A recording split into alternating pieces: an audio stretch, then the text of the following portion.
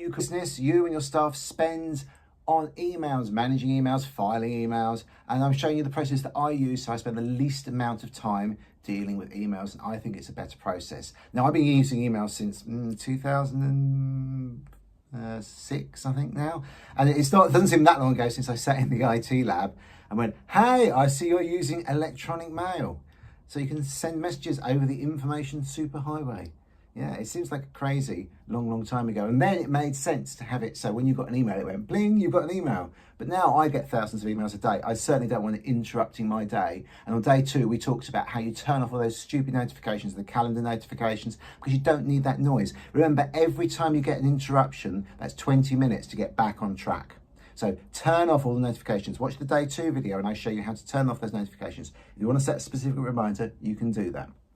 Day 3, I talked about how to reduce the amount of emails that you have to deal with, because obviously there's less stuff coming in, there's less stuff that you have to get organised with. We talked about reducing the number of emails that get CC'd and BCC'd, and those emails that say thanks, and just not sending those, trying to discourage them in your team.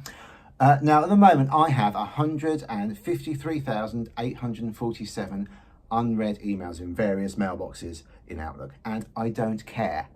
And this is very important because Microsoft Outlook doesn't care.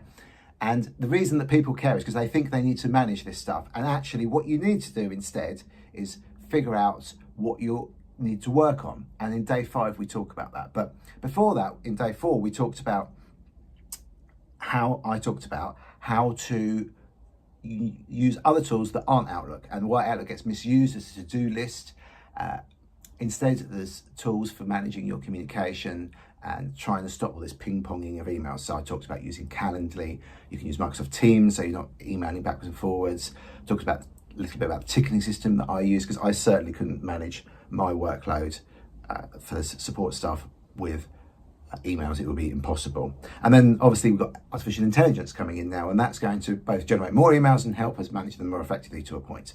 Yeah, day 5, I talked about the system that I use. I highly recommend this system. So instead of using Inbox Zero, where you put emails in lots of different folders, which is an utter waste of time, there's plenty of scientific research shows it's a waste of time, complete waste of time. Stop doing it. Instead, I use the flagging system. So what I do is when emails come in, I either action them immediately when I look through them every hour or so, or I flag them for later action. And then I just go through the flag ones, and as I do each one, I unflag it. Done. I put them in my to-do list.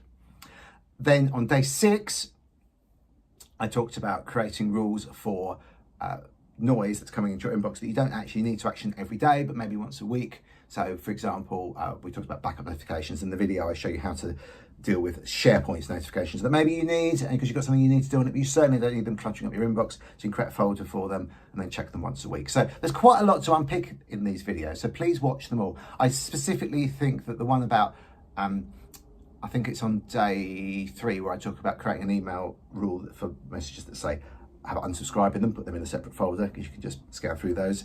And the one about on day 5 about stop doing Inbox Zero and start using the flagging system instead. Way more efficient. And remember that Outlook doesn't care how many emails you have. And you can use the policies within 365 to move those emails around and then eventually delete them automatically. So you don't have to do anything. So the system should work forever, no matter how many emails you'll get coming in. So I hope that's of some use. Please let me know what you think. If you've got any better tips, or you like the tips, or you really disagree with me, you think Inbox Zero is wonderful and saves you hours each week. So anyway, thanks so much for watching. And next week, I'm going to be doing some videos on how to manage change in your business. This is super important because a lot of business leaders really struggle to communicate change. It's a big area. There's specialists that do change management, and we're going to look at some of the things again that I do that I think might be helpful to understand. And yeah, thanks for watching, and I hope you're finding these videos useful. Please let me know what you think. It's really important that I know if they're helpful for you. Thanks for watching.